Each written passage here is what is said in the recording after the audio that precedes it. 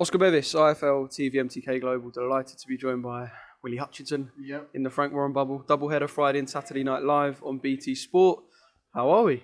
I'm good, I'm good. I'm looking forward to boxing on Saturday now. I'm putting on a show. I'm feeling good and strong. Just looking forward to the weigh-in in the morning and put on a fantastic performance on Saturday. I haven't been around you on Fight Week before, but I sense like a buoyancy. Like you're smiling now. You're like a kid at Christmas. Like I sense an excitement. It is an excitement. Listen, I'm boxing for the Commonwealth British title. You know what I mean? I'm 22 years of age, and this is my 14th fight. I mean, there's nothing more exciting there for me than fighting for titles. And listen, it's going to be a fantastic fight, and I can't wait to put on a show and show everyone what I'm all about. Let's assess that thing you done with Dev, the lockdown lowdown. Now, it seemed like, I don't know, like you have his respect. Like he respects you, but he almost was trying to push the war of words between you two as well. Do you feel like that? Yeah, he probably was. Listen, he probably was. He's probably, I don't know what he's doing, to be honest with you. All I can do is laugh at it and enjoy it, really. He says he's going to kill me and he's going to do this and going to do that, and I'm looking forward to it. I'm looking forward to a very, very good fight on Saturday night. He is saying what he's going to do and what he's not, but all the best to him. Well, he says he wants it GYPSY style, which I'm not sure what that means. I don't know what that means. I mean, he wants it GYPSY style. Yeah, he wants it GYPSY style for some reason. He says he wants me and him, and he's banging his fist like that, and he says, I want to get in the middle of that ring and have a GYPSY fight, and I don't know why. It's a boxing match. I don't know why he wants to do that. You know what I think? I think he's a gypsy, you know. What's he going to do? I think he's a gypsy, that's why he wants to do that. Deep down secret gypsy, you reckon? I think guaranteed deep down he's a gypsy. 1,000,000%. I bet my life in it. Well, I hope your life don't end on Saturday night. But yeah, look, I thought he was obviously trying to drag you in, and he come up short against Lerone Richards, and he said to me when I interviewed him earlier, he felt like Lerone weren't there to fight. Lerone was very negative, and has Lerone almost put a blueprint out? Because we know how good you are, your boxing craft and skill, you can tell from your amateur career. Is there like a blueprint that Lerone put out that he's almost trying to drag you in? He doesn't want you to box on the back foot, if that makes sense. So, Lerone Richards come to my gym about 2 days ago for sparring, not against me, someone else. And I was just talking to him. Lerone's alright, he's not a bad lad. And he boxed, he jab, stabbed and moved and grooved that poor lad, didn't he? And he reckons that I'm going to knock him out in under 5 rounds. He says there's no pop to his punch, so yeah, and that's what Lerone says to me. Well, it'll be a statement if you knock him out, because you are king of the kids, according to him, king of the kids. The king of the kids.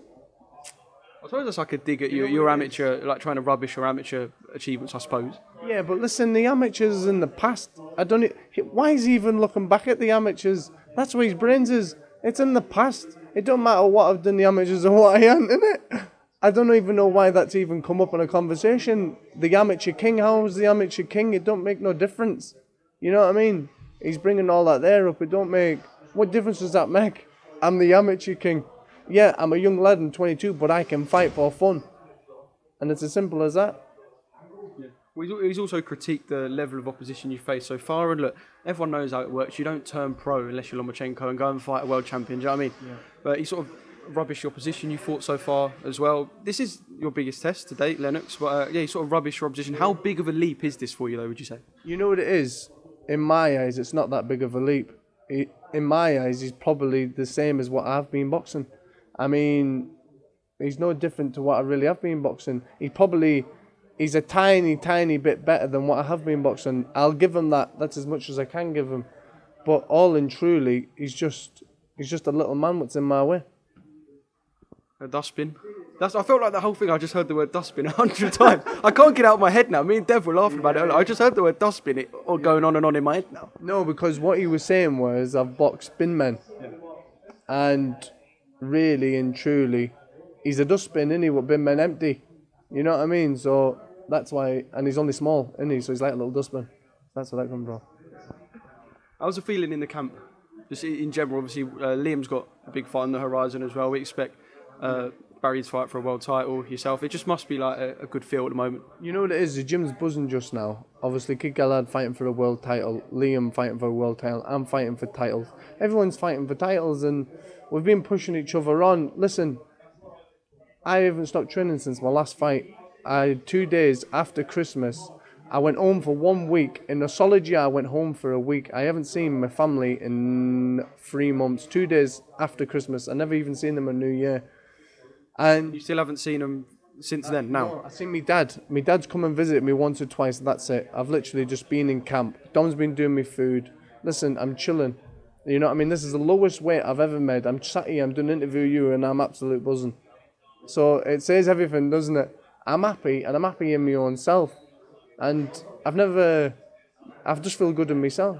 You know what I mean? I'm taking all this here in my stride. This is all fun to me. I've done the hard work. I've been in the gym. Listen, I've trained hard. I've done everything right. I've done my diet. My weight's bang on. I'm feeling good. If you got me on Instagram, you've seen the picture. You've seen the shape I'm in. I'm ready to put on a performance. He's absolutely buzzing.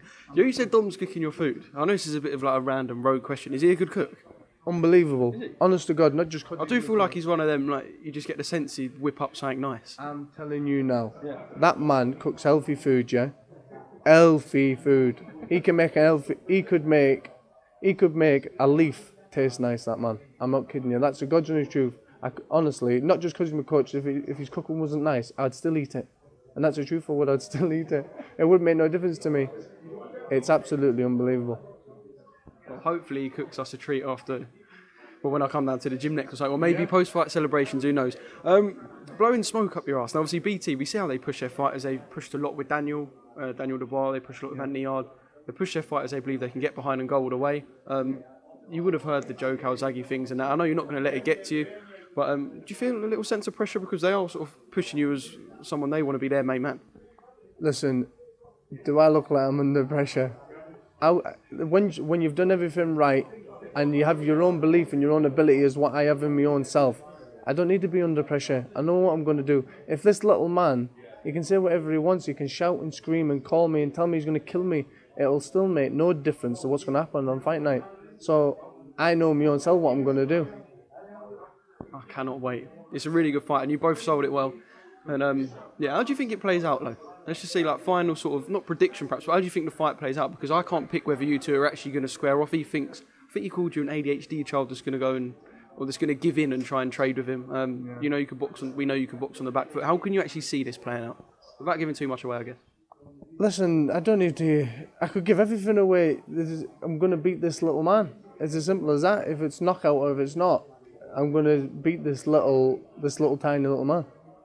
It's as simple as that. I could tell him everything. Listen, if I could box him, I could fight him, I could run around. I could do whatever I want to do with this little man. It's simple. I love it. Saturday night. Tune in. Can't wait. Any final words?